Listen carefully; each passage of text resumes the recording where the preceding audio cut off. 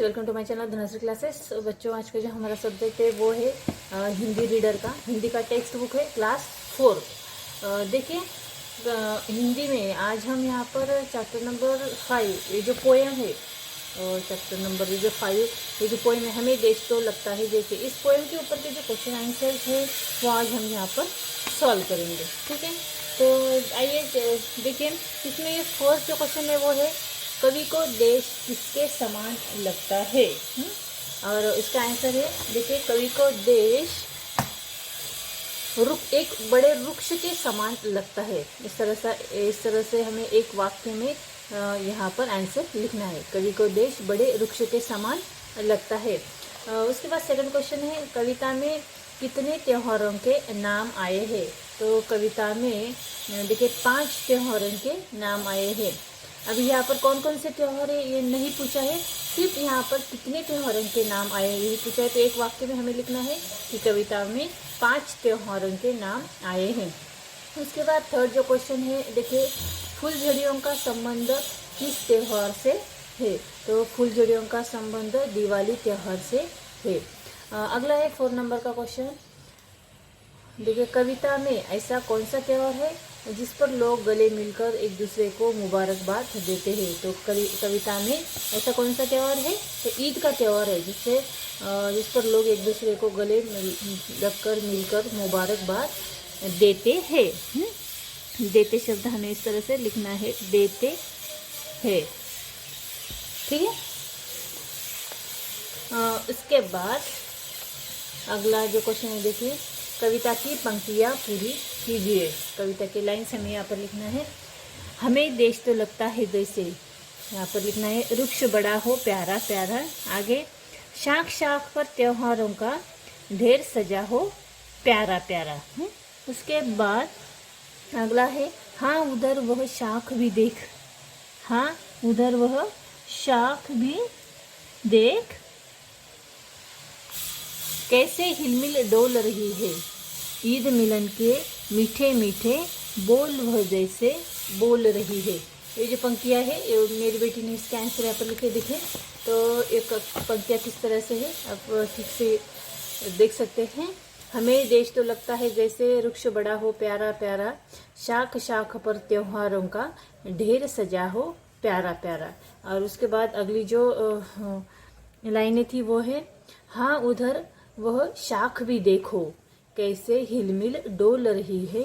ईद मिलन के मीठे मीठे बोल वह जैसे बोल रही है। इस तरह से हमें इस कविता की लाइनें जो है, पंक्तियाँ है, वो कंप्लीट करनी है। उसके अगला जो क्वेश्चन है वो देखिए, त्योहारों से जुड़ी वस्तुओं को उनके त्योहारों से मिलाइए। यहाँ पर एक तरफ त्योहारों से जुड़ी वस्तुएं हैं और दूसरी तरफ त्योहारों के नाम दिए गए हैं। ठीक है, तो पहली जो वस्तु यहाँ पर दिखाई दे रही है वहाँ पर कलर्स है। तो हम कलर्स का कब यूज़ करते हैं, तो कलर्स को होली में यूज़ करते हैं। तो हम होली ये जो त्यौहार है यहाँ पर से ज्वाइन करेंगे। सेकेंड है, यहाँ पर जो वस्तु दिख रही है हमें, वो कब यूज़ करते हैं, हम कब बनाते हैं ये खाना, तो ये मिठाइयाँ जब बनाते हैं तो उसे कहते हैं लोहड़ी। लोहड़ी जब हमारा त्यौहार रहता है तो इस तरह से वस्तुएं हमें दिखाई देती है। ठीक है, इस तरह से वो पदार्थ बनाए जाते हैं। उसके बाद रक्षाबंधन में मिठाइयाँ, राखी। ठीक है, तो हम रक्षाबंधन को यहाँ पर ज्वाइन करेंगे। उसके बाद यहाँ नेक्स्ट है दीपावली। दीपावली में हम यहाँ पर दिए जलाते हैं, तो दीपावली को ज्वाइन करेंगे। उसके बाद यहाँ पर जो पिक्चर दिख रहा है वो दशहरा का, क्योंकि दशहरे में रावण दहन हम यहाँ पर करते हैं, तो दशहरा हम यहाँ पर ज्वाइन करेंगे। उसके बाद यहाँ पर देखिए, ईद में एक दूसरे को गले मिलाकर, एक दूसरे से गले मिलकर एक दूसरे को मुबारकबाद दी जाती है। तो ये हुआ ईद का त्यौहार। और लास्ट में यहाँ पर क्रिसमस जब त्यौहार आता है तो हम क्रिसमस ट्री बनाते हैं, तो क्रिसमस ट्री हम यहाँ पर क्रिसमस को ज्वाइन करेंगे। ठीक है, उसके बाद अगला जो क्वेश्चन है वो है, निम्नलिखित प्रश्न के उत्तर एक एक शब्द या एक वाक्य में लिखिए। क्वेश्चन है, हमारा देश अगर पेड़ हो तो उसकी डाल डाल पर क्या सजे है। तो हम इसका आंसर किस तरह से लिखेंगे। देखिए, हमारा देश अगर पेड़ हो, हमारा देश अगर पेड़ हो तो उसकी डाल डाल पर त्योहार सजे है। इस तरह से हम आंसर लिखेंगे। इसके बाद अगला है हिल मिल कर हिलती डुलती शाख किस त्योहारों के बारे में बात बता रही है। तो हिल मिल कर हिलती डुलती शाख दिवाली के त्योहारों के बारे में बता रही है। थर्ड है देश रूपी पेड़ की डाल पर कितने फूल खिले हैं। तो देश रूपी पेड़ पर त्योहारों के फूल खिले, किन के फूल खिले, हाँ ऐसा है। तो यहाँ पर लिखेंगे त्योहारों के फूल खिले हैं। उसके बाद 4 नंबर का जो क्वेश्चन है देखिए, देश रूपी पेड़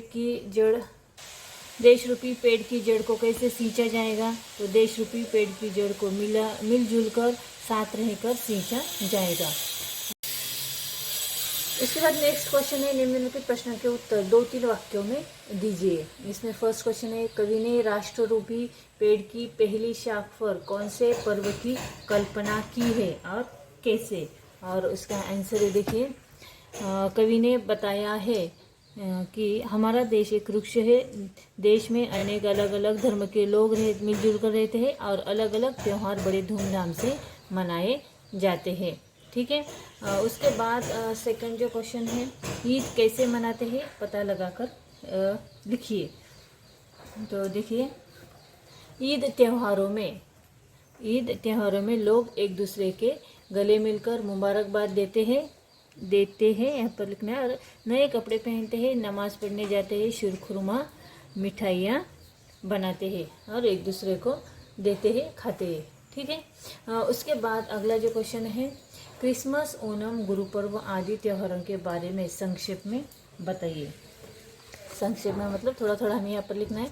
तो क्रिसमस, पहला क्रिसमस, हाँ, तो क्रिसमस त्यौहार ईसाई धर्म के लोग बड़ी धूमधाम से मनाते हैं। यह उनका प्रमुख त्यौहार है। इस दिन प्रभु यीशु का जन्म हुआ था। लोग इस दिन अपने घर सजाते हैं, एक दूसरे को उपहार देते हैं। उसके बाद नेक्स्ट है ओणम। यह त्यौहार सब दक्षिणी राज्य में मनाया जाता है। यह 5 दिनों का त्यौहार होता है। इस त्यौहार पर स्वादिष्ट भोजन, नौका विहार, लोक नृत्य शामिल होता है।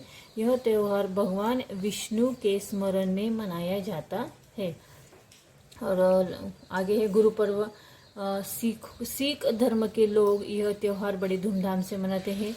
सिखों के पहले गुरु नानक देव की जयंती को गुरु पर्व कहा जाता है। सभी गुरुद्वारे में लंगर बांटा जाता है।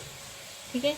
उसके बाद अगला जो क्वेश्चन है, भारत को त्योहारों का देश क्यों कहा जाता है। तो देखिए यहाँ पर, क्योंकि भारत देश में अलग अलग धर्म के लोग रहते हैं, हर धर्म का अलग अलग त्यौहार होता है, इसलिए भारत को पूरे साल अलग अलग त्यौहार मनाए जाते हैं। भारत में पूरे साल अलग अलग त्यौहार मनाए जाते हैं, इसलिए भारत को त्योहारों का देश कहा जाता है। तो ठीक है, इस तरह से हमने यहाँ पर जो कविता है हमें देश तो लगता है जैसे, इस कविता के ऊपर के जो क्वेश्चन आंसर थे वो सारे हमने यहाँ पर सॉल्व किए हैं। आई होप आप लोगों को ये वीडियो काफ़ी हेल्पफुल लगेगा। अगर आप लोगों को ये वीडियो समझ में आया, पसंद आया, अच्छा लगा तो प्लीज़